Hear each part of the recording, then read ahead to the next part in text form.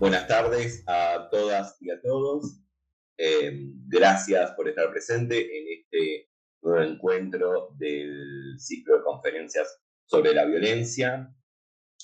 En esta ocasión vamos a escuchar una conferencia de Jacqueline Calderón Hinojosa, una gran colega, una gran amiga y, como siempre digo, una gran compañera en esta minoría intensa que somos los arterianos. Bien, el título de su conferencia es Violencia sistémica, legitimación, contexto y retóricas del horror. Jacqueline es candidata a doctora en filosofía por la Universidad Nacional Autónoma de México. Sus áreas de interés versan sobre filosofía de la cultura, filosofía política y el psicoanálisis. Ha realizado estancias de investigación en el Instituto Gino Germani de la Universidad de Buenos Aires en Argentina en el año 2015 y en la Universidad de Zaragoza en España en el 2019.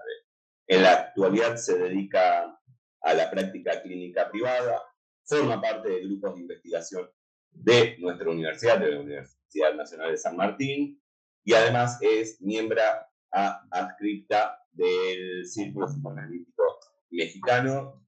Agradezco a los presentes, agradezco al Centro de Estudios de Hermenéutica por su disponibilidad y agradezco obviamente a Jacqueline. Te paso la palabra si quieres empezar.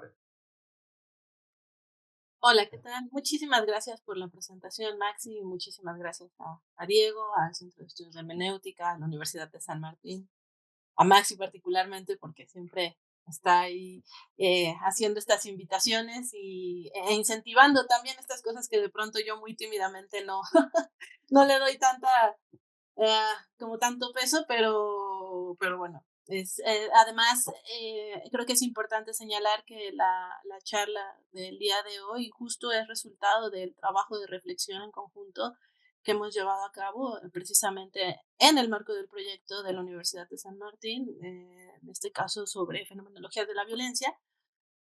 Eh, y creo que eso es muy importante también, sobre todo en los contextos, o sea, en el contexto actual, comprendiendo desde la lejanía, obviamente, que puedo experimentar en términos territoriales, pero sí empatizando justamente con lo que está sucediendo hoy en día en Argentina y que me parece que es fundamental que se puedan preservar este tipo de espacios y que pueda trascender justamente las fronteras físicas, ¿no? Entonces, valoro mucho estos espacios de reflexión. Además, siempre es maravilloso estar aquí. Y bueno, en esta ocasión, en efecto, como lo mencionaba Maxi, realmente los temas a los que más me he abocado en los últimos años han sido el pensamiento de la filosofía de Jean-Paul Sartre y particularmente también al psicoanálisis, ¿no? Pero de hace unos cuantos años a la fecha también ha habido otro personaje que para mí se ha configurado como un elemento importante para la reflexión, sobre todo contemporánea, y es en este caso, bueno, me estoy refiriendo a Mark Fisher, que en los carteles con los que se estuvo dando difusión a esta charla, precisamente se mencionaba también a Mark Fisher y esta propuesta o esto que se ha denominado como tal marxismo gótico. No porque creo que es importante que yo aclare en este momento que como tal Fisher en ningún momento se plantea él como marxista gótico, por decirlo así, es decir, no es incluso un término que él propiamente emplee, sin embargo su obra sí nos lleva a eso y algunos colegas suyos, personajes contemporáneos también, como es John Greenaway, que es uno de los filósofos que estoy tomando en este momento también como eje central para hablar del marxismo gótico, pues sí van recuperando y además la propuesta fischeriana me parece que va abonando bastante a la comprensión de lo que tiene que ver con el marxismo gótico. Eh, es ciertamente para mí siempre es un poco difícil hacer estas cosas porque tengo esta tendencia sumamente abarcativa, entonces trato de querer exponer todo diáfanamente y bueno, pues es un poco imposible. Entonces probablemente habrá algunas cosillas que sin quererlo me vaya, o sea, las vaya mencionando y de pronto no formen parte tan central de la investigación, perdón, de la presentación. De pronto habrá algunas en donde me parezca que sea importante enfatizar un poquito más, pero bueno, yo creo que podemos, no sé si Max estaría de acuerdo, pero podemos ir anticipando también que estos textos, o bueno, al menos en este caso mi presentación, pues habrá un texto por ahí donde espero que se animen, que lo puedan consultar en un futuro no muy lejano y ahí habrá más cosas que a lo mejor en este momento me deje afuera. Y bueno, a ver, para mí sí resulta importante señalar de dónde surge también esta inquietud, es decir, esta inquietud en relación con marxismo gótico y el tema de la violencia, particularmente de lo que tiene que ver con la violencia sistémica, ¿no? O sea, creo que justamente abarcar el fenómeno de la violencia es una de las... claro que hay diferentes perspectivas y hay diferentes enfoques y vías a partir de las cuales se pretende, supongo que no sé, o sea, en estas obsesiones abarcativas también, en general tratar de conceptualizar y dejar de manera muy nítida qué es lo que vamos a entender por violencia y en esa medida de qué forma se le procurará hacer frente, ¿no? O sea, a mí me parece que los abordajes ciertos abordajes desde la fenomenología, y aquí podría especificar que al menos para John Greenaway, por ejemplo, el marxismo gótico sí constituye un abordaje o un acercamiento de corte fenomenológico. Em, Creo que en ese sentido, algo, es decir, el tema de la violencia también tiene esta, no sé si podríamos denominarlo virtud, pero también esta dificultad de ser algo que se puede, o sea, que nos remite a experiencias, que se vuelve algo absolutamente vivencial, experiencial, ¿no? En esa medida es que se puede volver bastante complejo cualquier estudio que pretenda acercarse y definirlo o conceptualizar lo que es la violencia. Eh, Me parece que a partir de ciertos, esto quisiera abordar un poquito más para el final de la charla, pero lo quisiera anticipar, ¿no? Me parece que hay ciertos fenómenos y circunstancias y situaciones particulares que eso, o sea, que hay un punto en el cual nuestras estructuras narrativas de alguna forma se terminan, se ven superadas, se ven rebasadas. Y esto es lo que a mí me interesa precisamente recuperar de lo que es el marxismo gótico y que tiene que ver específicamente con el tema de la mediación. Es decir, de qué manera se pueden volver o se pretende que se vuelvan aprensibles ciertos fenómenos, pero además si lo estamos enmarcando en el tema, o sea, en este momento, en el contexto del capitalismo, por ejemplo, porque claramente es una propuesta netamente política, eh, justo nos va a remitir a una discusión vieja, donde se pone justamente sobre la mesa esto que tiene que ver con justamente el tema de la mediación, pero también a partir de esto me parece derivado el tema de lo que podríamos denominar quizá la adquisición de conciencia, ¿no? O la concientización que pudieran permitir una perspectiva, una interpretación distinta de la realidad en la cual justamente eso, ¿no? O sea, hubiese una suerte de mayor contacto con esta o mayor sensibilidad, es decir, mayor apreciación. No sé muy bien cómo señalarlo así en este momento, ¿no? Entonces, eh, grosso modo, digamos, cuando nosotros en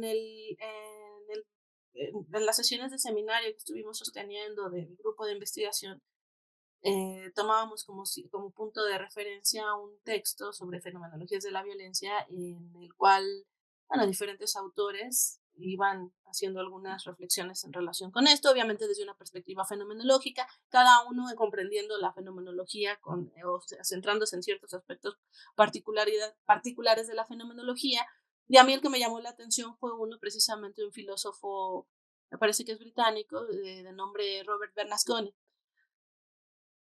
En el texto ahí tal cual,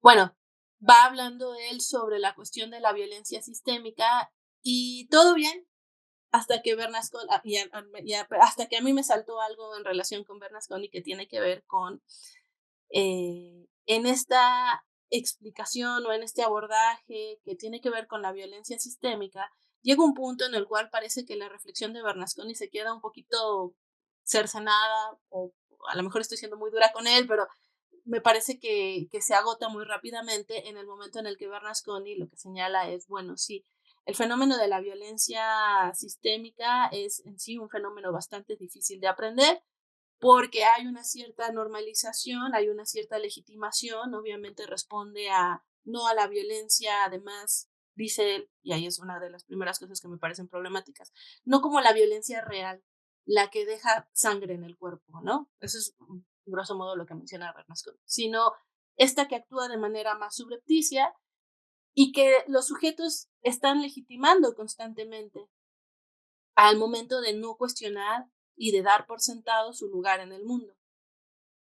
Hay que entender que Bernasconi está ahí muy sartreanamente remitiéndose a algunos textos sobre colonialismo que recupera de Sartre. Y entonces cuando él está hablando y está pensando en el fenómeno de la violencia sistémica, está específicamente pensando en todo el armado colonial, ¿no?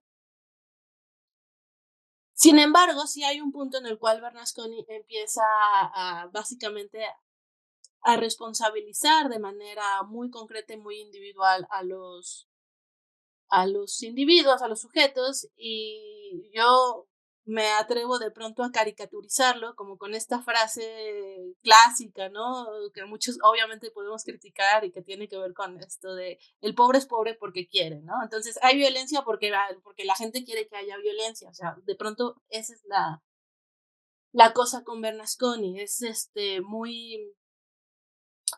ah, Bernasconi lo que termina por hacer es asociar directamente el reconocimiento de la violencia con un movimiento de orden cognitivo racional. Entonces, en ese momento considera que, y ahí es dando a lo que me refiero con que me parece que se agota rápidamente, en ese momento lo que Bernasconi termina por hacer es, bueno, pues claro, en el momento en el que haya conciencia o en el momento en el que un fenómeno se pueda aprender, en ese sentido de volver consciente, porque se le ve, porque se le logra encontrar también un sentido, que se le encuentra, e incluso lo menciona así, ¿no? Que se lo logra insertar en una narrativa racional, y ahí es otro punto que me parece importante del marxismo gótico. Dice, en el momento en el que se le encuentra ese sentido y esa racionalidad, entonces ya, pues, lo demás ya casi casi queda del lado de la responsabilidad de los sujetos, ¿no? Eh, a mí me parece que eso es bastante, bastante cuestionable, pero probablemente estoy haciendo ahí, no puedo negar la cruz de mi parroquia y obviamente estoy pensando en aspectos psicoanalíticos y me parece que eso es justamente lo que a Bernasconi se le escapa, pero que el marxismo gótico me parece que sí intenta recuperar. Entonces, en esa medida, eh, a ver, dame un segundo para no, para no dispersarme tanto y tratar de ser un poco más concreta en esto, a mí me interesaba justamente señalarles de dónde venía esta inquietud y el problema precisamente que representa el limitar el fenómeno, a ver, ni siquiera es limitar el fenómeno de la violencia, sino el fenómeno de la aprehensión de la violencia a un movimiento meramente cognitivo, a un movimiento de tratar de simplemente ver de qué forma se vuelve comprensible la violencia, ¿no? Y ahí es donde justo yo creo que para Bernasconi se vuelve un tema relevante la violencia sistémica, porque es la que puede identificar de manera más eh, francamente subrepticia, ¿no? Ahora, en este sentido, eh, el marxismo gótico, como yo se los mencionaba, Sí se reconoce o sí pretende reconocerse como un abordaje de orden fenomenológico y em, pretende también de alguna forma analizar cuáles son las condiciones de posibilidad justo para que el fenómeno de la violencia se pueda volver aprehensible y luego también ya plantea en ese sentido justo la discusión en torno, como se les mencionaba también hace unos momentos, el tema de la discusión del problema de las mediaciones, ¿no? Y el papel que estas desempeñan al identificar y describir cómo el sistema logra perpetuarse, ¿no? Estamos pensando en esta violencia inherente a la dinámica que nosotros habitamos, ¿no? Ahora, creo que sí sería importante también señalar que cuando se habla de marxismo gótico, bueno, tendríamos que hablar quizás de marxismos góticos. No hay una única propuesta, cada uno tiene algunas de sus, se centrará en otros aspectos o tiene ciertas particularidades. La que a mí me interesó en su momento explorar fue precisamente la de John Greenaway, en un libro que apenas el año pasado creo que ya se publicó, creo que el año pasado se publicó en inglés y me parece que ya está próximo o si no es que tiene ya poco tiempo que se publicó en español. Eh, el libro es Capitalism a Horror Story, el título en inglés, no sé cómo vaya a quedar en español porque luego pasan cosas extrañas, pero bueno, pues yo esperaría que más o menos así. Y justo, ¿no? John Greenaway viene haciendo una exploración de otros llamados también marxistas góticos. Eh, También creo que es importante aclarar esto. Cuando yo justamente estuve explorando todos estos temas, alguien me preguntaba por quién había acuñado la expresión marxismo gótico por primera vez, ¿no? O sea, bueno, quién había acuñado el término. Y es un poco complicado encontrarlo en este momento de la vida, hasta donde yo alcancé a llegar, y la que parece que emplea el término por primera ocasión en un libro que se llama Profane Illuminations es Margaret Cohen en un texto de 1993. O sea, la propuesta no es, está en ese punto medio, dependiendo de cómo se quiera sentir uno en esta vida, si muy joven o muy viejo, pero estamos en 1993, pues esto ya tiene bastantes años, ¿no? Casi 30, poco más de 30. Lo que hace Margaret Cohen en su libro de Profane Illuminations es recuperar, es de rastrear los orígenes de esta interpretación marxista, yo en un momento abordo eso, en clave gótica, que le permite llegar, o bueno, que la va conduciendo hasta Walter Benjamin y también en la articulación que Benjamin hace entre el surrealismo y también el psicoanálisis, que bueno, pues nosotros sabemos que el surrealismo estuvo siempre muy pendiente de lo que pasaba en el psicoanálisis, ¿no? Aunque a Freud no le agradara demasiado. Entonces, para Cohen, el surrealismo es el primer intento de apropiación de la teoría psicoanalítica para explorar lo que, para el pensamiento marxista, que ella está denominando en ese texto como un marxismo vulgar, resulta irracional. Y esto es un punto de partida fundamental porque justamente también ahí nos va marcando esta distinción entre lo que puede ser totalizado, aprehendible o bueno, aprehendido desde la racionalidad y totalizado desde la racionalidad. Y estos autores claramente están señalando una ruptura y están señalando que no, o sea, que finalmente hay hay algo que necesariamente va a quedar fuera si nos limitamos únicamente a los marcos de la racionalidad, que además tienen que ver con los marcos de la racionalidad occidental, ¿no? Entonces, una fe absoluta, por ejemplo, en un principio de causalidad. De ahí es que a partir de este texto de Margaret Cohen surgen algunos personajes como son Michael Lowy con un texto que se llama La estrella de la mañana, surrealismo y marxismo, ¿no? Este texto es del 2007. También otro muy importante es David McNally, que tiene un texto que se llama Monstruos del mercado, zombies, vampiros y capitalismo global. Este texto es del 2011 y bueno, yo me remito aquí también, hay otros más, pero estos son los que me parece que van siguiendo una línea. Y bueno, finalmente, pues el que les comento yo ahora, que es el de John Greenaway, que es Capitalism, a Horror Story de 2024. Entonces, estos personajes consideran que hay un potencial explicativo en una lectura marxista desde la narrativa gótica, que, como les mencionaba, pues se estaría erigiendo como una crítica también a la lógica determinista y pretendidamente racional, que estaría descartando en todo caso aquellos aspectos del humano que no responden a estos cánones de racionalidad occidental. En ese sentido, una lectura gótica del marxismo, o desde un marxismo, pues sí, una lectura gótica desde el marxismo, implicaría poner el acento en estos elementos irracionales y advierte que es ahí donde la violencia que el capitalismo ejerce sobre los sujetos se retrata con mayor nitidez. Entonces, en esta medida, pues no nos resulta sorprendente que al estar todo esto tan permeado por el paradigma moderno de la racionalidad, quede obturado, desplazado, todo aquello que no se ciña a esos marcos, ¿no? Y entonces ahí es donde vamos conectando un poco como con esto que estaba mencionando y que era tan importante para Bernasconi, ¿no? Este intento por racionalizar, es decir, ¿qué pasa cuando algo aparentemente no se vuelve, algo no se ciña a esa racionalidad, algo queda fuera de esos marcos explicativos? Y más cuando estamos pensándolo en este caso con el tema de propiamente de la violencia y de la expresión de la violencia y obviamente de los efectos de la violencia, ¿no?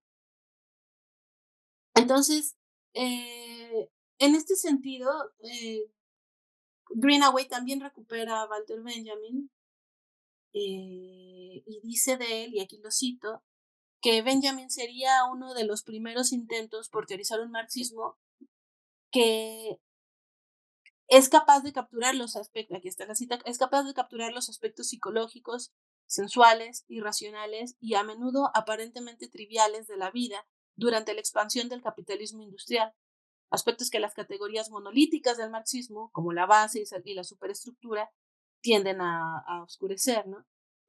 Termino la cita y aquí ya van palabras propias de Benjamin. En el libro de los pasajes él señala, ¿no? No se trata de exponer la génesis económica de la cultura, sino la expresión de la economía en su cultura.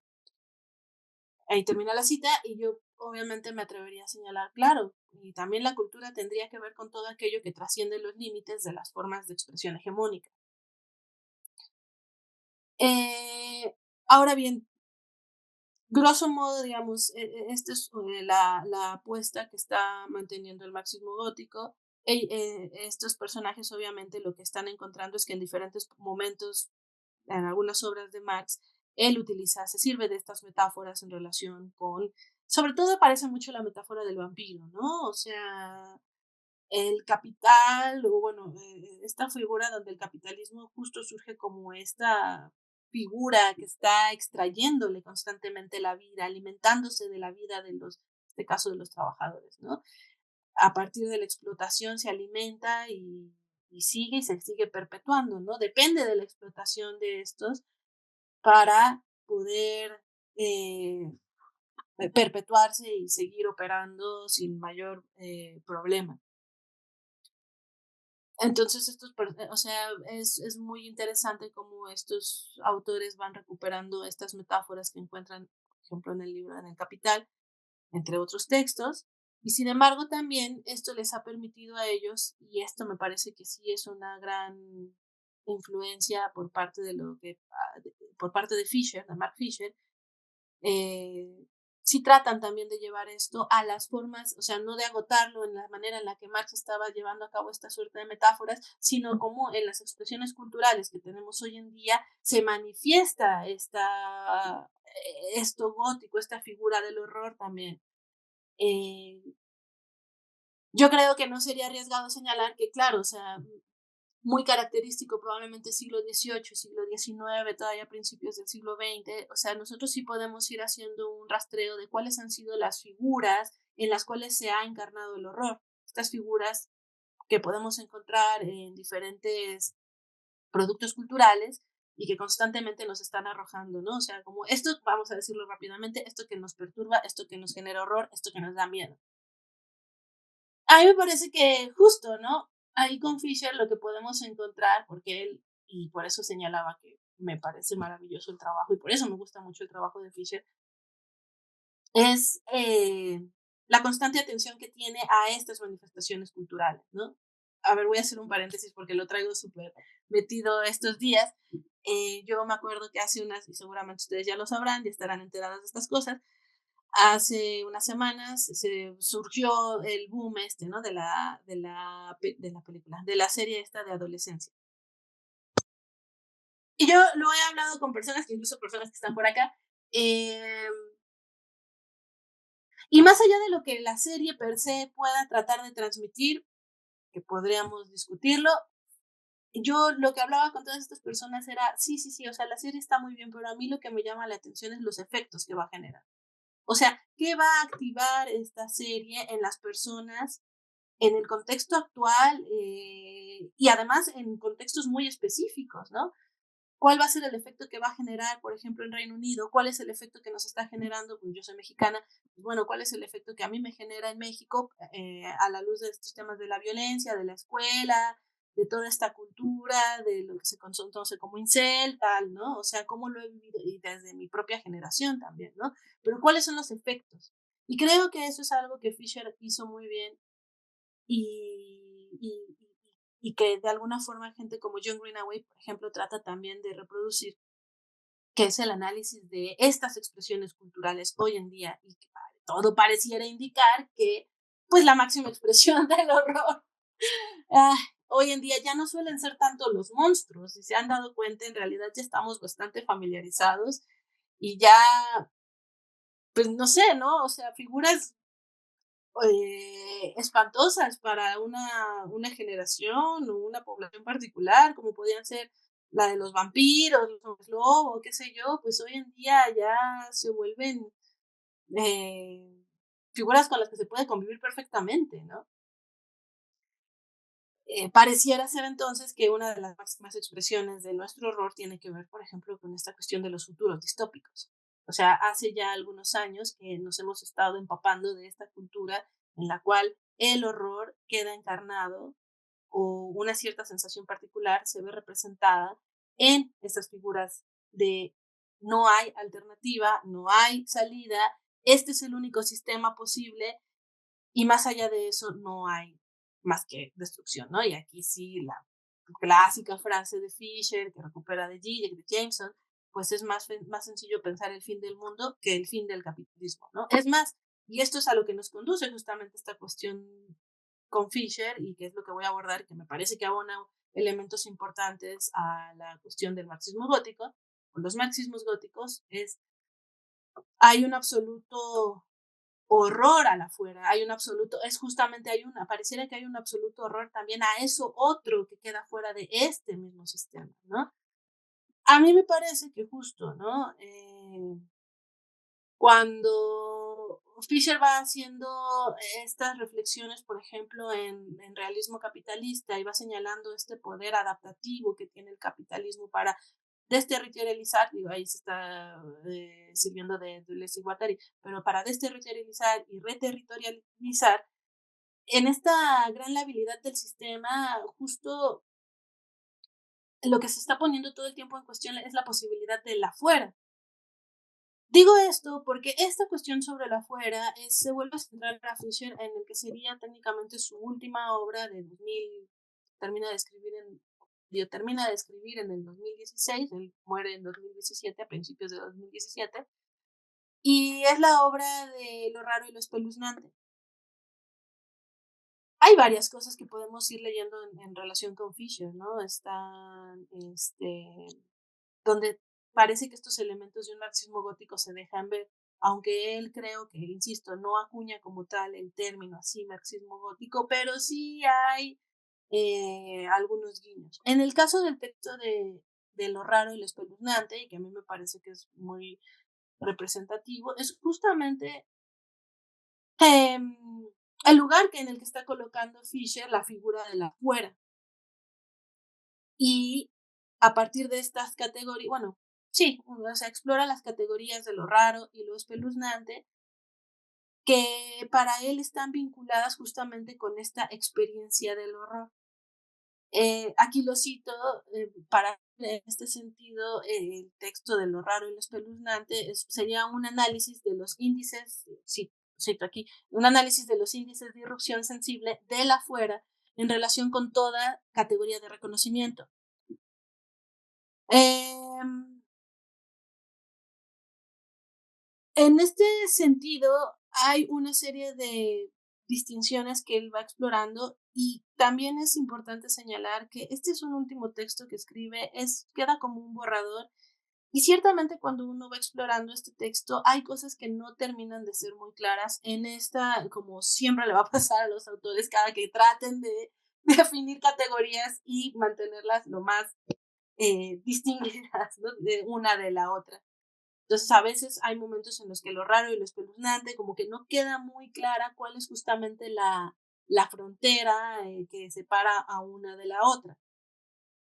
Eh, grosso modo, digamos, cuando Fisher está hablando de lo raro, está vinculándolo, para empezar, con algo que manifiesta, con la manifestación de algo que no pertenece, es decir, una suerte de fractura en lo familiar y con lo cual no es posible reconciliarse. De hecho, él recurre, por ejemplo, a una forma arcaica de la palabra en inglés fate, que tiene que ver con el destino, en el cual destino va vinculado con la palabra, o con lo que sería lo raro. Claro, porque las maneras en las que opera el tiempo en esta idea de destino generan una ruptura ahí muy particular. Otro punto en donde me parece importante y que podríamos decir que quizá ahí conecta con el surrealismo, obviamente con este tema de las mediaciones, tiene que ver con el tema del montaje. O sea, el montaje para Fisher también estaría representando algo del orden de lo raro, porque estaría haciendo una suerte de condensación en la cual algo parece que no, son dos o más cosas que no deberían estar o que incluso no pueden estar juntas, ¿no?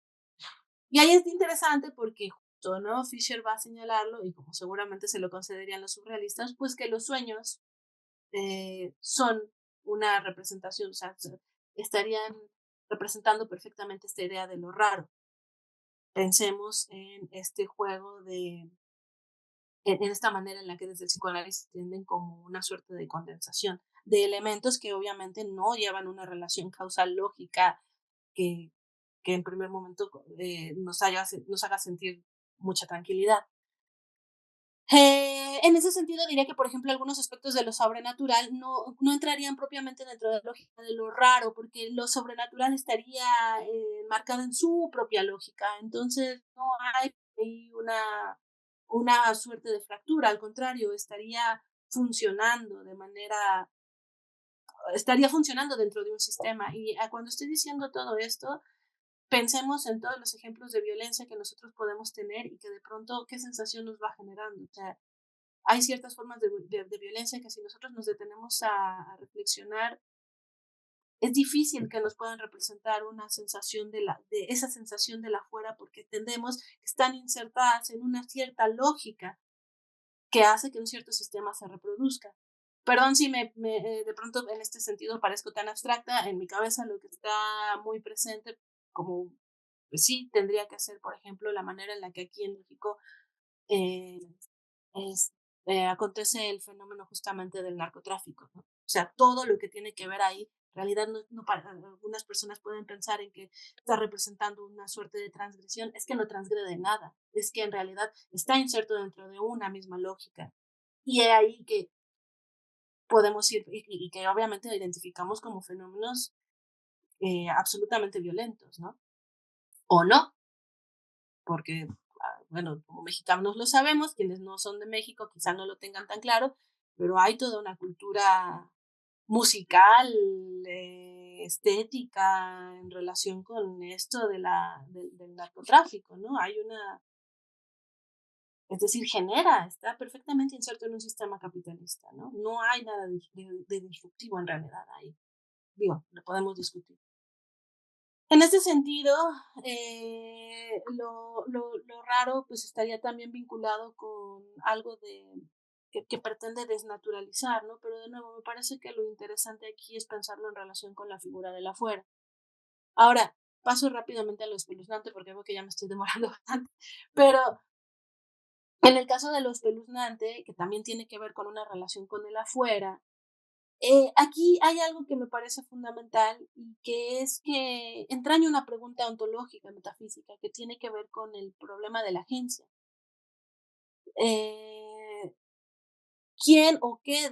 Y también con el tema de la ausencia y de la presencia. O sea, y eso es una de lo que para Fisher es una de las características distintivas de lo espeluznante frente a lo raro, que constituye una falla o un problema en relación con la ausencia y la presencia, ¿no? Cuando algo está presente y no debería estarlo, o hay algo presente y sí, perdón, o no hay algo presente y sí debería, o se está esperando que esté.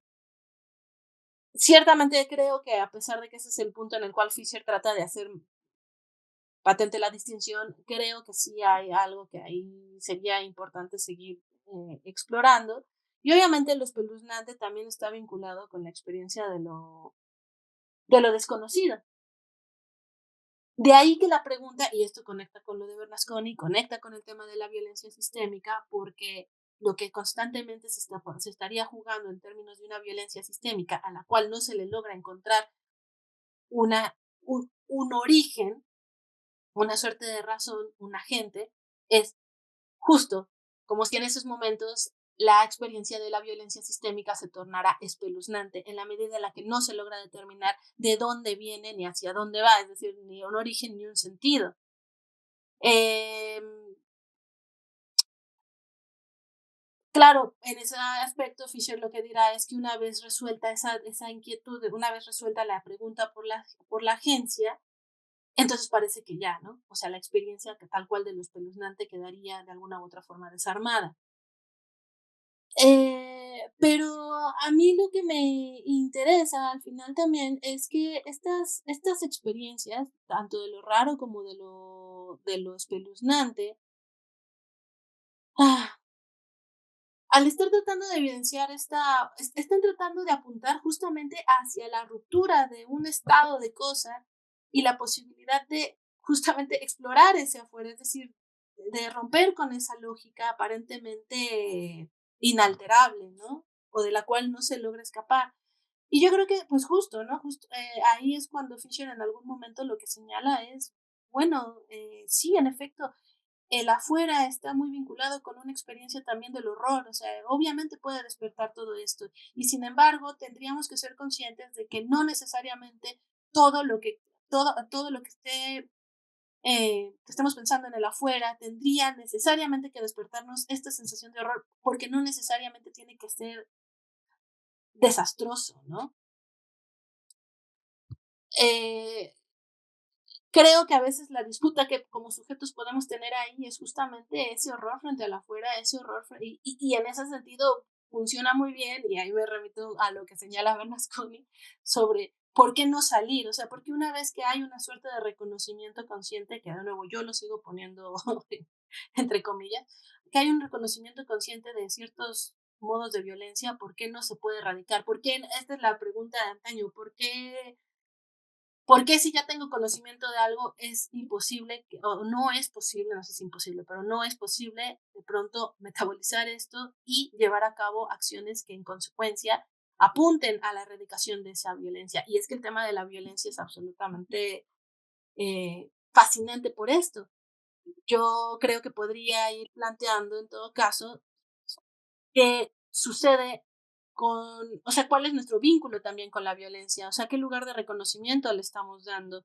Y por eso se vuelve importante el tema de las mediaciones también, porque creo que implica reconocer que una cosa sería poder identificar ciertos modos, ciertas dinámicas dentro de la violencia sistémica, y otra cosa pensar en que eso va a ser la garantía de que va a quedar erradicada, y al mismo tiempo podemos caer en esta suerte de generalizaciones en donde todo tipo de violencia tendría necesariamente que ser erradicada. Y ya para ir cerrando, ahí me parece que Bernasconi pone no lo, bueno, lo menciona, pero lo que se está jugando también aquí es el tema de la contraviolencia, que se vuelve fundamental, y ahí es donde yo pongo precisamente toda esta pregunta en relación con qué pasa con ciertos modos de violencia. O sea, ¿por qué de pronto parece que nos genera tanta reticencia? A lo mejor la pregunta puede sonar absolutamente obvia, pero creo que sí es necesario ponernos a pensar en el nivel constitutivo que tiene, o sea, en el lugar constitutivo que tiene la violencia para los sujetos y bueno, valga la redundancia, lo que respecta a su constitución subjetiva, ¿no? Pero bueno, grosso modo, insisto, mi absoluto interés por ser muy abarcativa, de pronto yo sé que voy dejando fuera ciertas cosas, voy enfatizando otras, pero me parece que esa es la relevancia de esta propuesta del marxismo gótico, ¿no? La posibilidad de generar una narrativa capaz de mediar este fenómeno de la violencia, porque ciertamente me parece que estamos absolutamente obturados hoy en día en nuestra capacidad metafórica, en nuestra capacidad de simbolización, y me parece que para poder aprender la violencia en algún grado es necesario, sí, poder echar a andar esta cuestión de la simbolización, como lo puede hacer desde una narrativa gótica. Pero además, y también lo pongo un poco sobre la mesa, me parece que definitivamente habrá reacciones, así como no se garantiza que una concientización en relación con estos fenómenos, que se vuelvan conscientes, no garantiza una acción específica de erradicación o de posicionamiento frente a ella, me parece que también a lo mejor hay momentos en los cuales un armado consciente de esto, o sea, pensémoslo más bien en términos inconscientes, algo que por ahí está pulsando, también puede derivar en ciertas acciones que sin proponérselo conscientemente vayan en busca de esa erradicación de la violencia, ¿no? Entonces, es decir, me parece que hay un problema ahí de tratar de a fuerzas querer armar conciencia con ciertas formas de acción específica. Creo que sería importante reflexionarlo, pero también me parece que es importante el tema de la mediación y la manera en la que esto puede generar ciertas formas de simbolización y de reflexión en torno a estos fenómenos. Entonces, bueno, yo dejo por aquí mi participación. ¿No tienes por ahí una? Alejandra de la Garza, ¿se escucha tu micro? Bueno, yo lo dejo por acá.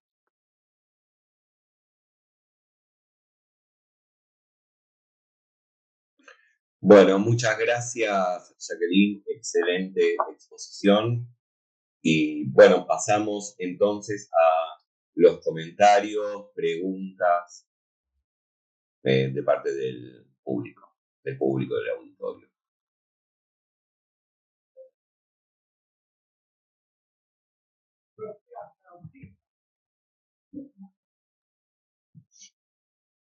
Si alguien quiere preguntar, si está preguntando por el chat o quiere preguntar por medio del audio.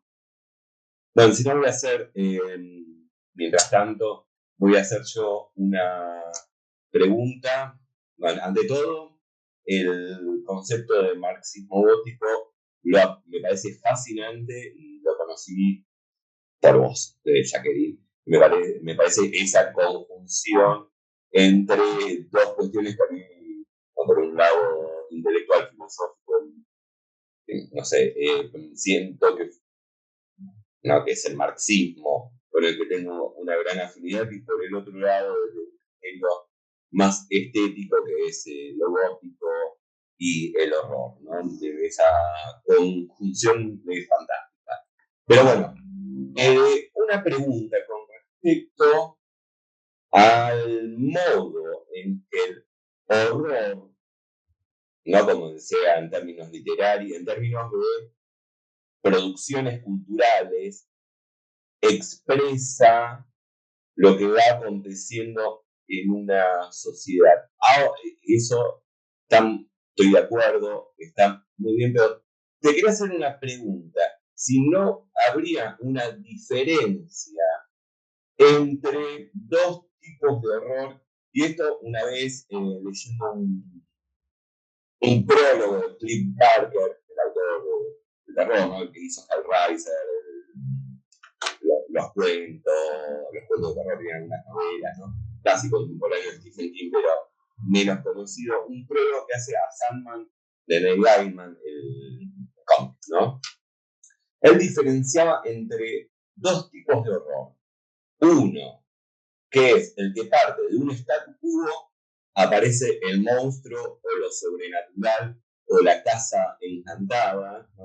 La clásica película en donde una familia bien constituida se muda a una casa y aparecen los fantasmas, los demonios. Bueno, eso de alguna forma es exorcizado o son expulsados los fantasmas o devueltos al más allá y se vuelve a restablecer el statu quo. Y en ese sentido se habla de un horror de tintes conservadores, en donde el mal proviene de afuera a romper el statu quo. Hay un momento de tensión, de conflicto, pero se restablece la normalidad. Mariana Enríquez también habla, otra autora de terror, habla de este terror emergente, sobre todo durante la época victoriana. E incluso, si nosotros leemos Drácula de Bram Stoker, difiere bastante de las películas donde romantizan, ¿no? Con Drácula pasa algo en donde primero es el monstruo, después es el personaje trágico y romántico. Sin embargo, en la novela hay una cuestión de statu quo que responde a la época victoriana en donde es escrita. Ahora bien, sin embargo, hay otro tipo de terror, quizás más que tiene que ejercer un trabajo sobre esos mitos que están circulando, o sea, lo de los monstruos, vos mencionaste el caso de los monstruos. Pienso, por ejemplo, en varios ejemplos. Alan Moore, el guionista de cómics, ¿no? El creador de Watchmen, de Venganza, una de sus primeras obras que hace, si no es la primera, en Estados Unidos, bajo una editorial grande como es DC Comics, es Fountain, La Cosa del Pantano. Una historieta, un cómic que ya venía de la década de los 70, en donde, bueno, La Cosa del Pantano era un monstruo, pero que luchaba contra otros monstruos. A él, cuando le dan para guionizar esa historia, se plantea la pregunta: ¿cómo escribo los monstruos? O sea, ¿cómo los escribo sin afirmar el status quo? Y lleva a cabo en la saga American Gothic una cuestión que es espectacular. Es espectacular, donde trabaja el caso, por ejemplo, de los fantasmas en Luisiana, desde el lugar de las almas de los esclavos torturados y muertos, y en donde ya hay un cambio de mirada. No son las víctimas los que en ese momento están rodando una película de fantasmas en la mansión, sino son los fantasmas. Otro también que hay una interpretación excelente del mito del hombre lobo, pero siendo una mujer lobo. Y en donde su destino trágico es, como mujer loba, es el destino de la mujer. Es la que es apartada, además hay un juego entre la regla y convertirse en mujer loba una vez por mes, y en ese momento ser considerado un monstruo, un intocable, y al final del capítulo, donde este personaje, la mujer lobo, no es que asesina a nadie, pero a sí mismo es perseguida, termina en un supermercado muerta porque se cae sobre unos cuchillos de cocina. Fantástica esa imagen, ¿no? Representando una cuestión de género, articulándola con el horror. Pienso también en una de mis novelas preferidas de los últimos años, ¿no? Que es Nuestra Parte de Noche, también de Mariana Enríquez, donde el culto, donde se trata de un terror sobrenatural, un terror de culto, ¿no? De un culto a una deidad que se llama la oscuridad. Los que siguen a ese culto, los seguidores de ese culto, son las grandes oligarquías argentinas, dueñas de gran parte de la tierra, que además tienen centros su centro está en Inglaterra, y que están en confluencia con la dictadura militar, el ciclo militar. Durante cuando pasa, que varios momentos en la novela, pero cuando pasa entre el 76 y el 82 en un momento. Ahora bien, entonces, ¿cómo pensarías esta diferencia entre estos dos tipos de horror, ¿no? Pienso también, ya voy terminando con el comentario, la pregunta, en It de Stephen King. No es en la novela, también en la película también, ¿no? Pero aunque está más opacado. Pennywise, el payaso, es la expresión de un horror que ya habita en el pueblo, donde además del bullying hay asesinatos homosexuales, un pueblo que es violento en su cotidianidad, ¿no? Es decir, mientras por otro lado tenemos las películas más mainstream, tipo El Conjuro, donde ya sabemos, ¿no? La saga del Conjuro, va a una familia a algún lado, aparece un demonio, se lo exorcista y todo vuelve a la normalidad. Si el terror puede tener las dos funciones, por un lado, someter a crítica al status quo, y pero por otro también sostener el status quo negando ese mal o pensando que el mal proviene de afuera en la figura de un monstruo. Pienso, disculpame. También porque acá soy muy fanático del terror. También que es la gran diferencia entre la novela Soy Leyenda y la última de las películas. En la novela Soy Leyenda, el monstruo es el personaje, porque es el último hombre, ser humano, en un mundo que se volvió vampiro. Y mientras que en la película lo vemos que no, está toda la cuestión de hay que intentar regresar al status quo, el personaje de Will Smith es el bueno, mientras que en la novela ocurre lo contrario. Pero bien, nada, ese era el comentario y la pregunta. Dice que lo alargué demasiado. Pero porque me gustó mucho tu exposición y me gusta mucho el terror. No te preocupes, Maxi, porque además resulta que, o sea, pese a todo esto, yo no estoy segura de considerarme fan del horror. Entonces, se vuelve todo muy, o no de ese horror. Más bien creo que mis filias van por una cosa, por un lugar muy particular.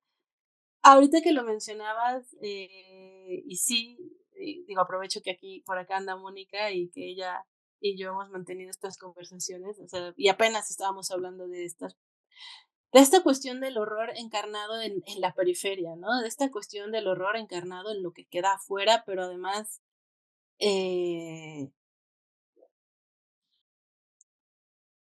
que apunta, ¿no? Es decir, tomándolo como manifestaciones culturales, Mónica, apenas lo hablábamos, a ver si estoy en lo cierto con el nombre de la película, era The Innocents, Mónica, creo que lo habíamos hablado. Eh, pues esta película con unos niños ahí con superpoderes, medio raro en la periferia, no recuerdo si la película era de Suecia, Noruega, Dinamarca, una cosa por allá, ¿no? Escandinavo. Y justo, ¿no? O sea, no voy a hacer ningún spoiler de la película, si pueden verla, está muy, muy interesante, porque justamente quién tiene qué poderes y por qué estas cosas siempre suceden justo como en la periferia, ¿no? O sea, siempre termina ocurriendo algo muy particular, algo sobrenatural, o sea, es una forma también en la cual estamos introyectando una visión de lo que supuestamente está fuera, o sea, o sea, el margen, ¿no? Lo que se mantiene en la marginalidad y que por ende está automáticamente asociado no solo con la incorrección de Innocence de Noruega. Gracias, Mon. Eh, no solamente está vinculado con la incorrección eh, moral, sino que además, por precisamente estar asociado con una suerte de incorrección moral, tiene que despertar el horror. O sea, uno no se acercar ahí, ¿no? Hacia dónde. Denme un segundito, porque me están apareciendo cosas aquí de algo de una transcripción y no sé por qué. Ya está. O sea, hasta dónde. Eh, es decir, que cuando nosotros nos enfrentamos a estas formas del horror, que pueden ser, o sea, esas son las que me parecen a mí súper interesantes también, ¿no? A ver, también, ciertamente Fisher hace una aclaración también aquí. Él dice que la experiencia del horror y de lo espeluznante no necesariamente está vinculada como tal con el horror, pero también es particular que en este texto Fisher tampoco expone con mucha claridad qué es el horror. Pareciera estar vinculado justamente con estas figuras que físicamente, o sea, que de manera muy inmediata pueden resultar repulsivas o aterradoras. Pero lo que sí señala es que aunque pueden existir tanto la experiencia de lo raro y lo espeluznante ajenas a la cuestión del horror, hay una fascinación por el afuera. Y a mí me parece que a lo mejor en esto que tú estás mencionando, Maxi, y en estas formas de presentar el horror tan particulares, me parece que justo quizá la pregunta sería en cuáles de estas se están preocupando por poner el acento en la fascinación por el afuera, porque el horror no garantiza una fascinación por ese afuera. Y de ahí yo creo que también surgen muchas veces estas películas u obras literarias en donde lo que se está poniendo todo el tiempo sobre la mesa, y a lo mejor yo creo que para esto es más sencillo lo de las películas, es, pues, el famoso las famosas películas estas de jumpscares, ¿no? Como no me acuerdo cómo se llaman, que justamente lo que están haciendo es más bien jugar con la atención, con ciertos con el sonido, o sea, es decir, con el audio, con las imágenes, y eso per se es lo que genera de pronto un susto muy inmediato. Es decir, como si yo salgo ahorita de mi habitación y de pronto no sé, me salta mi gatito encima, pues me va a espantar, ¿no? Pero no es una experiencia de la afuera, no hay una fascinación de la afuera ahí. Hay algo que puede de pronto volverse del orden del horror. Digo, esto es un caso muy mínimo, ¿no? Pero pensando en cómo se juega. A mí me parece que también algo importante, y ahorita que tú estás recuperando justamente estas formas del horror, y que yo vincularía justo con la posibilidad de aprender el afuera, yo creo que ese es en donde radica justamente el potencial subversivo de este tipo de productos culturales también, ¿no? En qué medida nos están haciendo enfrentar con esta sensación de que algo, porque además el horror, perdón, lo raro, se me pasó decirlo, pero también lo raro va vinculado con la experiencia de lo que queda obsoleto. O sea, algo se vuelve raro en la medida en la que dentro de una lógica ya no puede seguir operando porque ha quedado superado de alguna u otra forma.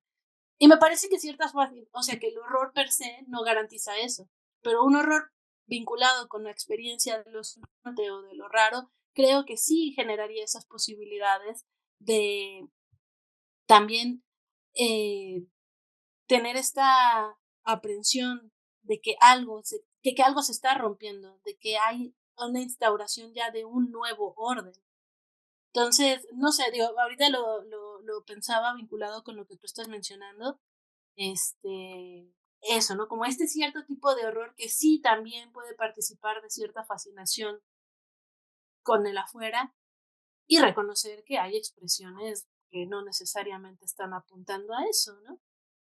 No sé, eso es como, pero también, o sea, a mí me parece que es súper eh, sintomático, ¿no? Pensar en por qué siempre las películas de terror, o bueno, ciertas películas de terror es que no está solamente asociado con lo que está, insisto, con lo raro, digo, en el sentido más laxo de la palabra rara, con lo extraordinario, sino que hay algo del orden de lo moral súper atravesado. Y con eso, obviamente, pues sí, como esta caracterización que se hace de ciertos individuos, ¿no? O sea, siempre podemos verlo en diferentes películas que ni siquiera se están planteando a lo mejor como tema ser películas de terror o lo que sea, o sea, siempre la periferia, siempre lo que queda fuera del centro, siempre lo que queda fuera del statu quo, por decirlo así como tú lo estabas mencionando, siempre es motivo de animadversión y siempre termina siendo motivo de algo aterrador y que además debe ser erradicado, ¿no? O sea, esa es la otra parte. Entonces, pensaba en eso, no sé si más o menos pude responder a tu pregunta, pero pensaba en eso. Muchas gracias, Jacqueline. Y claro, como ejemplo también de esa forma de manipulación de los productos culturales, pienso en lo clásico, ¿no? Los slashers de los años 80, en donde la figura, ¿no?, del asesino serial sobrenatural es alguien que viene de afuera, porque por lo general, no sé, viernes 13, y es un monstruo, pero además está por fuera de la ciudad. E incluso vos hablaste de una moralidad en donde esto se ve reflejado en estas películas donde los adolescentes siempre se matan al asesino, siempre como víctima adolescentes. Los que mueren primero, de acuerdo a no responder a ciertas normas morales. Si tomaron cerveza, si tuvieron relaciones sexuales, si fumaron marihuana y la chica que queda sobrevive. Al final no, pero la figura del final es muy característica de estas películas. Es la que no tuvo relaciones sexuales, la que no bebió alcohol. Bueno, esto lo parodian en Scream. Ahora con el afuera, también a mí hay una película que me resulta muy inquietante y maravillosa, porque el terror no es de las cosas, no del adentro, aunque no sé si catalogarla como terror en un sentido clásico, eh, pero produce ese horror, el fenómeno de los siniestros también, que es Ojos Bien Cerrados, la última de Kubrick. La ciudad de Nueva York de día es una cosa, a la noche, todo pasa en una noche, es absolutamente aterrador, el status quo parece resquebrajarse, todo lo que aparecía durante el día se presenta como una máscara de la realidad oculta que está a la noche.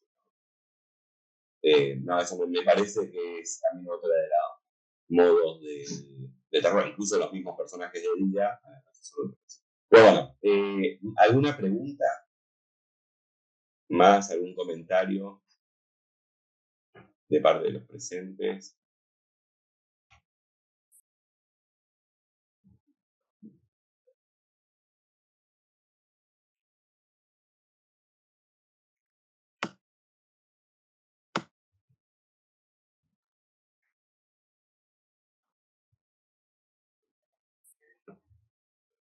Si no, sigo hablando yo de terror, pero no.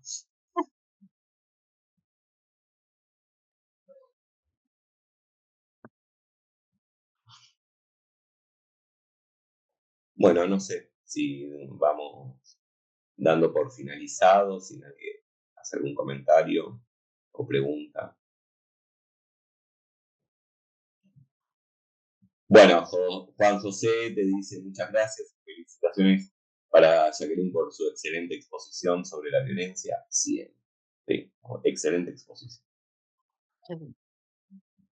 Además que abre a pensar un montón de cuestiones en torno a una hermenéutica de los símbolos, de lo que se considera como de esta experiencia en torno a la violencia y cómo podemos apresarla desde un lugar que no es el de la pura racionalidad. Y pensar en justamente que, o sea, yo creo que frente a digo, yo continúo si no hay problema y si van surgiendo y se quieren integrar a la discusión y al diálogo. A mí me parece que precisamente es, yo podría considerar que una de las fallas en los análisis en relación con el fenómeno, por ejemplo, este auge de la extrema derecha, ¿no? Hay en diferentes regiones del mundo y con las particularidades formas de manifestarse en cada una de estas regiones del mundo. A mí me parece que hay algo que ha quedado descartado o que ha habido una suerte de fe así desproporcionada, diría yo, precisamente en el tema de la racionalidad. Es decir, y entendiendo la racionalidad como se burlaba en alguna ocasión un amigo mío, ¿no? De lo cognitivo-conductual. Decía, claro, es que de pronto lo cognitivo-conductual lo que te está diciendo es que tu problema es que no sabes pensar, ¿no? O sea, racionalmente. Y entonces, ¿dónde queda o toda una serie de fenómenos que obviamente sí generan efectos y que sí están también a los sujetos, ¿no? Y ha habido, me parece que hasta cierto punto, con justa razón, una preocupación por parte de cierta izquierda, la cual no querría incurrir en lo que sí ha incurrido, por ejemplo, ciertos movimientos de derecha a partir de estos fenómenos de masa en los cuales constantemente se están apelando los sentimientos. A ver, esto puede ser, esto creo que se torna bastante delicado, porque ya hemos visto que no podemos, o sea, que descartando por completo o teniendo esa fe absoluta y cegada, bueno, más bien ciega, perdón, en la racionalidad, hay un punto en el cual la cosa como que ya no puede avanzar mucho. Y entonces nos perdemos de un registro muy amplio de otras cosas que suceden en la realidad. y también de los efectos mismos. Por eso mencionaba casi al final de la intervención que yo no descarto, me parece que eso desde la clínica psicoanalítica incluso se puede apreciar, yo no descarto la idea de que aunque no haya un reconocimiento consciente de ciertos fenómenos de violencia, por ejemplo, que están afectando directamente a un sujeto, no significa que por eso ese sujeto en cuestión eh, quede inhibido en su acción. O sea, no quedará inhibido en su acción, probablemente no tenga la capacidad de pronto, en un primer momento, de deliberadamente hablar y proponerse un actuar, pero pero eso no significa que, insisto, eso no significa que quede inhibido. Y me parece que eso también es importante porque de la misma forma, el conocimiento así plenamente consciente, articulado, racional, como se puede pretender, de ciertos fenómenos, no va a garantizar un tipo de acción específica. O sea, no hay una relación ahí de necesidad entre yo reconozco, ergo yo actúo y actúo en este sentido, en esa dirección también. Creo que lo que yo tengo un poco presente en este momento es lo que aconteció hace será ya como un mes, poco más de un mes, acá en México sobre el descubrimiento de lo que se han denominado como campos de exterminio, específicamente en la región de Jalisco, bueno, Teuchitlán, y que yo lo hablaba con un amigo y le decía, de acuerdo con los números que se manejan aquí, digo, y esto lo digo con todo el cuidado posible, de acuerdo con los números de desaparecidos, tenemos más desaparecidos aquí en México de lo que hubo en la dictadura argentina, o sea, de lo que se puede más o menos articular, ¿no? Además coincidió con que cuando estábamos hablando sobre esto, este cuate y yo, Milei salió con este rollo de explicar los números de desapariciones forzadas que había en Argentina, ¿no? Lo cual también es gravísimo. En el momento en el que sale la noticia es como número uno, de esto ya se ha venido hablando hace muchísimos años, pero en este momento generó una situación muy particular. Pero también fue un fenómeno que pasó muy rápido. O sea, bueno, yo lo voy a decir así como más o menos lo he percibido yo desde mi persona. Surgió una convocatoria en ese momento para que fuéramos a la Plaza de la Constitución, bueno, lo que es el Zócalo para nosotros allá en el centro, aquí en la Ciudad de México.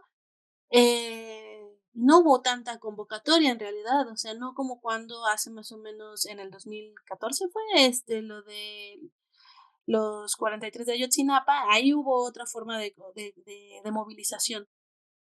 Y yo me mostraba bastante resistente frente a estas convocatorias y lo hablaba en ese momento con mi colega y le decía, pues yo le dije, y no me la perdona mucho, le dije, mi vena ficheriana no me permite hacer esto, o sea, no me permite de pronto asistir a esa convocatoria.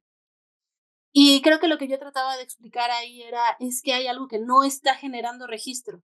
Hay algo del orden de lo simbólico que no está, o sea, a ver, no. Hay algo que simplemente pasa y atraviesa, pero que no estamos siendo capaces de simbolizar, que estamos llevando desde la inmediatez y así es como también se puede agotar, o sea, como en esta descarga automática, ¿no? Muy inmediata, muy que no puede generar, o sea, es una impronta que queda, pero a la cual no podemos volver y que por ende también determinar mucho la manera en la que nos posicionemos frente a este acontecimiento, a este fenómeno. Entonces,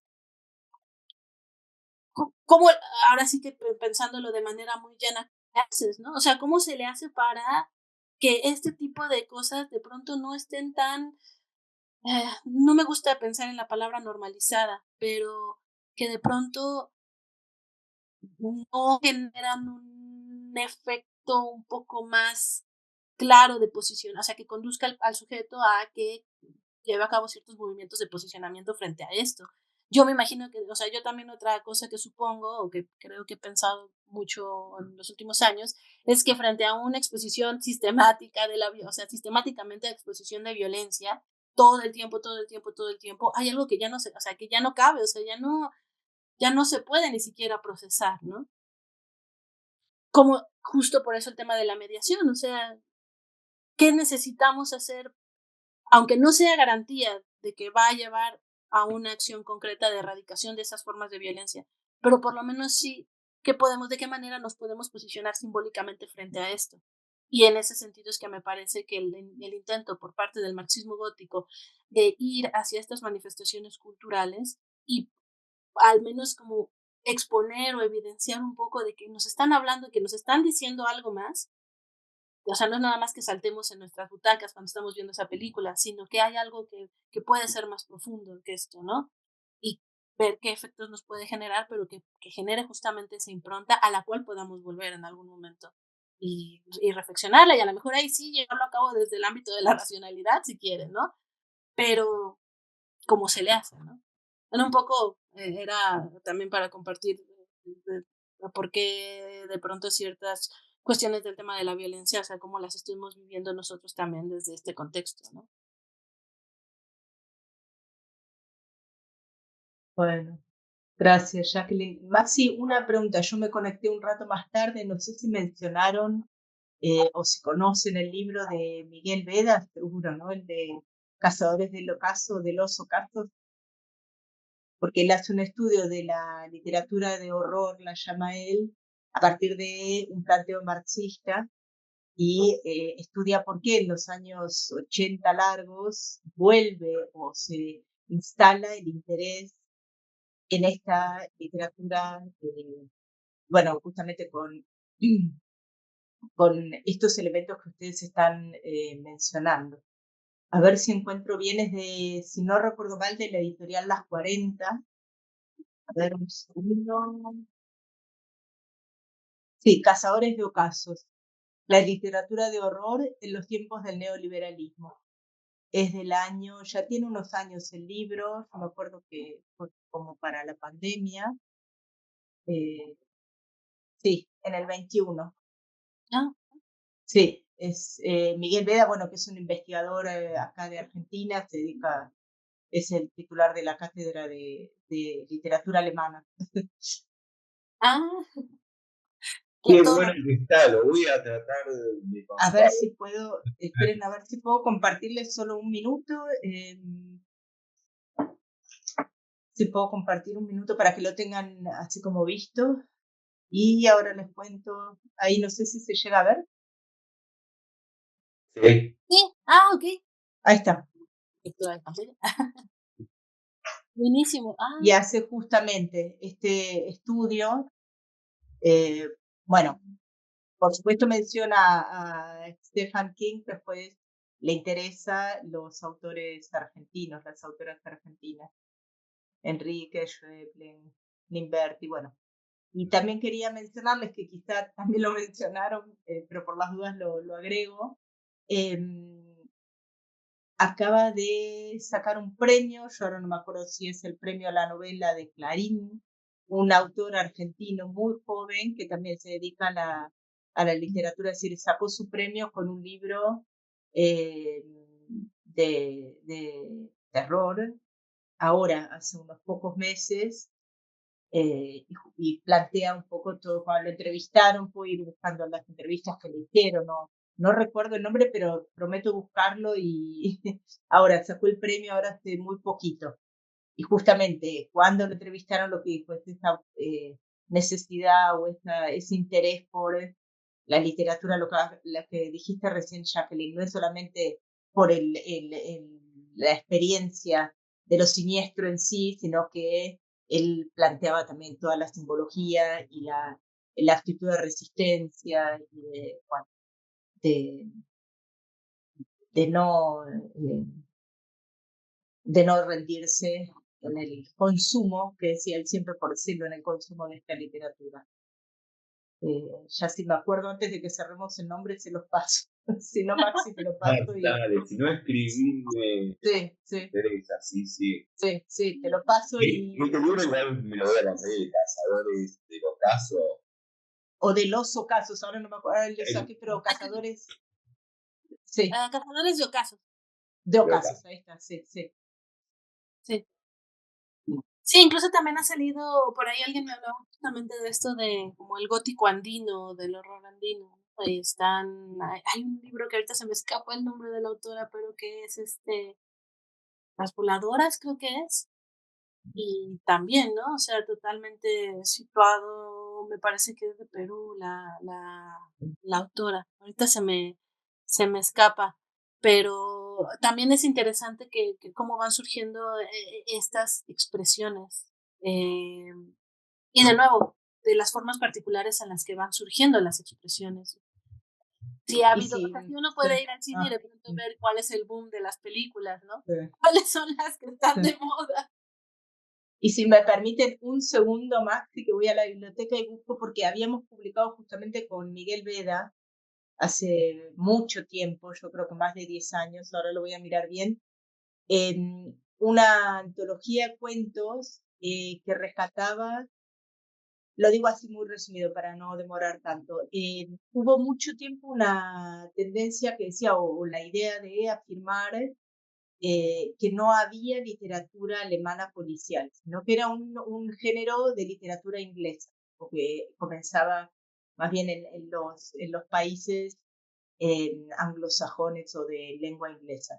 Entonces, en ese momento hicimos una investigación y sobre todo Miguel ya tenía material sobre esto, bueno, no por nada publicó este libro ahora hace poquito, que sí había, que hubo literatura policial alemana en el siglo, fin del XVIII, principios del XIX. Entonces, en aquel momento, en la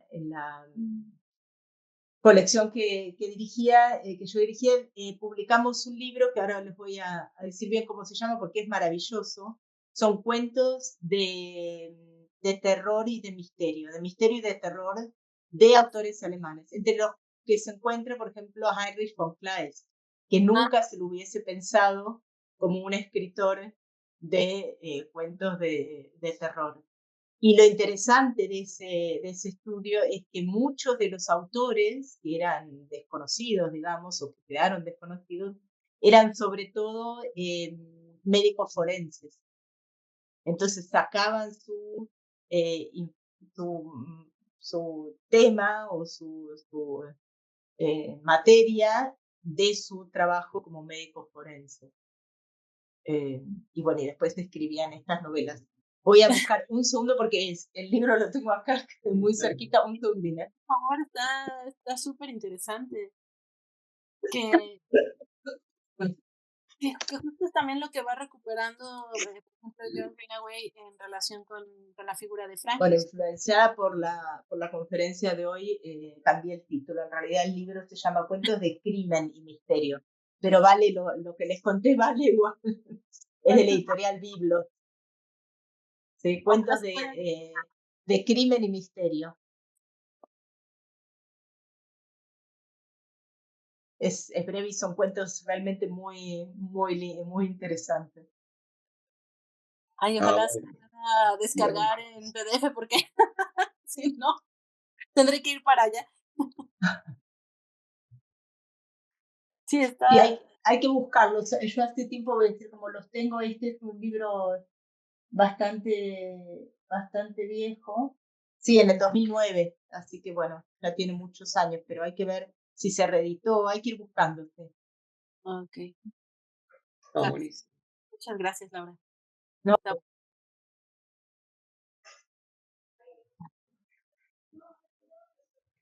Bueno, si no hay, no sé, ya no hay preguntas, comentarios, vamos cerrando. Agradezco tu participación, Jacqueline. Disculpen que haya hablado mucho de terror, pero incluso tengo, mire, no miento, perdón que se mueve. Lo que tengo para sostener la PC es esto. buenísimo. Muy grande. Bien, claro. Maxi, ¿querés mencionar el comienzo o el lanzamiento del seminario sobre Sartre? Sí, Que va a ser el 9, si falta, el todavía son 15, 14 días, pero para ir ya anunciándolo quizá, ¿no? vamos a un seminario, voy a dar un seminario sobre, el título es, tengo que pasar el programa, disculpa Laura, estoy con un montón de cosas estas 2 semanas, incluso 2 entregas de tesis, todo junto, ¿no? De 2 personas que dirijo, 2 estudiantes que dirigí. Bien, el seminario va a ser sobre el ser y Granada, que ya veníamos prometiendo desde el año pasado. El título del seminario es Ontología y Acción, una aproximación al ser y la nada. va a ser semanal, digamos, ¿no? Pero en un momento habíamos dicho 15. ¿Quincenal? Para 15, quincenal, sí. Listo. Sí. Sí. Bueno, entonces cada 15 días. Sí. Y tenemos que ver cuántos encuentros vamos a hacer.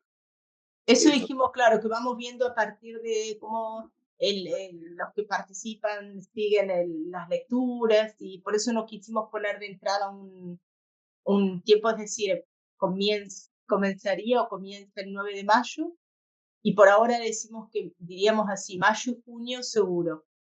Claro. Y después, bueno, julio es el receso invernal, así que ahí haríamos la pausa, y a partir de esos 4 encuentros vemos cómo continuamos, ¿no? En principio habíamos conversado esto. Y sí, bueno, entonces estaríamos comenzando dentro de 15 días a la misma hora de siempre, es decir, a las 15 por este mes. Sí, los invitamos a decir, siempre aclaramos, Maxi, vos me corregís, y en este caso no es así, que no es que tengan que ser especialistas en Sartre para poder participar, ustedes ya conocen el espacio, y bueno, y al seguir viniendo es como una muestra de que se puede participar sin ser especialistas en cada uno de los temas, porque es imposible, ¿no?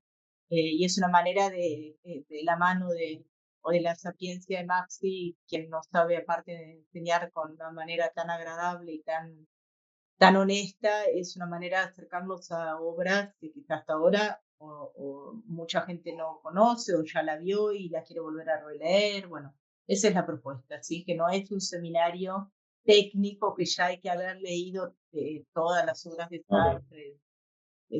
Esta es la idea, ¿no? No, por supuesto, es abierto al público general. Sí. Bueno, Jacqueline, muchas gracias. Sí. Ay, perdón, Maxi, ¿cómo? No, nos pisamos. No, que no se necesitan conocimientos previos. De acuerdo. Jacqueline, muchísimas gracias, ya miembro estable de este grupo de investigación. Muchas gracias. Al contrario, muchísimas gracias de verdad por siempre acogerme también por acá, y lo disfruto muchísimo y siempre aprendo muchísimo, y yo estaré ahí en el seminario. Bueno, lo mismo decimos desde aquí, desde la UNSAM, desde Buenos Aires, y les agradecemos a todas y a todos los que se conectaron hoy, que van acompañando, y bueno, y también, como dice Jacqueline, disfrutando de estos encuentros. Maxi, el agradecimiento a vos como siempre enorme. No, gracias al centro, gracias a vos, a Diego, a Carlos. Bueno, lindo fin de semana y nos vemos a más tardar en 2 semanas.